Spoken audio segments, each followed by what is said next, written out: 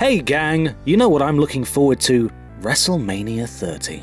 I really would love to go, and thankfully Push Square Overlord and Editor Supreme Sammy Barker has agreed to send me on an all-expenses-paid trip to New Orleans to see it. This, however, was a deal made on the agreement that I'd provide him with a Game of the Month video for March, so let's get on with this thing, yeah?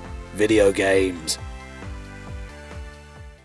It's incredibly rare that a licensed game can capture its source material at all, let alone quite as masterfully as South Park: The Stick of Truth has. Set in the legendary town, you arrive timid and friendless, and mute. But it's not long before you're partaking in everyday, totally normal and not at all weird or holy crap, our child is a monstrous biological abomination, please call the authorities, oh Julie, what does this mean for us? I'm not entirely sure, Derek, but if we plead ignorance maybe we won't be incarcerated for the rest of our lives. Activities. Activities including fishing your freshly laid feces out of neighbours' toilets and throwing it at people, performing hypothetical abortions on men, farting on the mayor, killing Kenny, traversing the back passages of a leather-clad gentleman, and engaging in an intense boss battle with a gigantic aborted Nazi zombie fetus. Now it sounds like we're making this stuff up, but thankfully we aren't. This is South Park the game, goddammit, and we wouldn't have it any other way. Hey look everyone, it's that game that kicked everyone's ass! Dark Souls, what you gonna do? Masochists unite! Hooray! This sequel to everyone's favourite failure simulator is here and it's better than ever.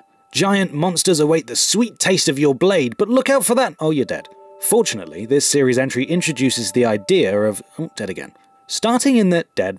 Here's a top secret tip though. If you go to... dead. And there we have it, a solid 60 hours of dead.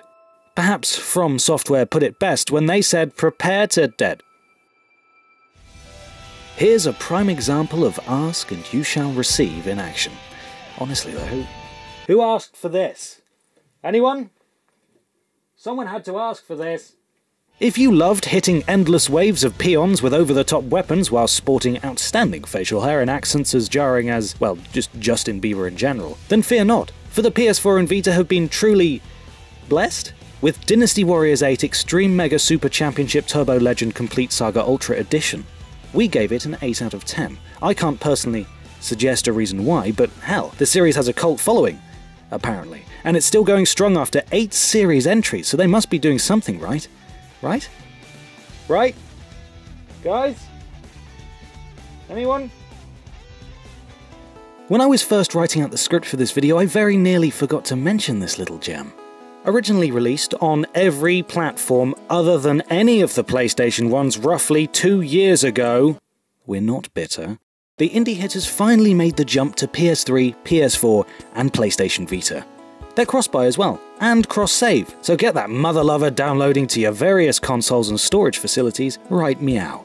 If you'd permit us to use a cringeworthy word most often associated with indie titles, Fez is charming. Just so incredibly charming. And it can charm you right now if you let it. Charm the bloody pants off you. Charming.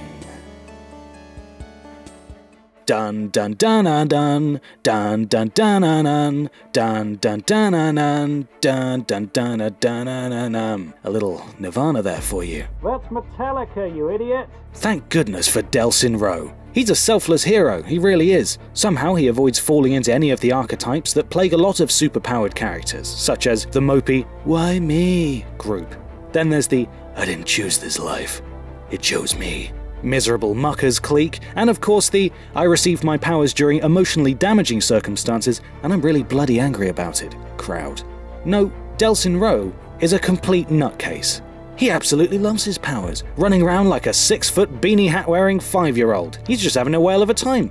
Look at this madman. He's about to kill people and he's pretty happy with himself.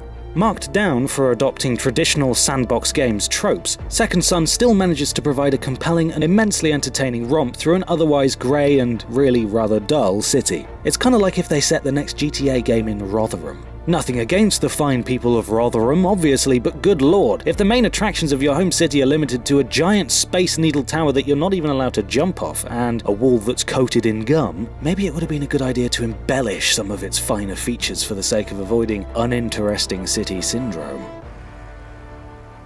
Nevertheless, it's a great showcase of what the PS4 can do, even at this early stage in its life, and we can look past the doom and gloom of Seattle because of Delsin's big, beamy smile. Aww. For these reasons and more, inFamous Second Son is our game of the month for March 2014. Now, if you'll excuse me, I'm off to New Orleans for WrestleMania 30, and I encourage all of you to tweet at @GetToSammyB to tell him what a cool boss he is, sending me there off his own back.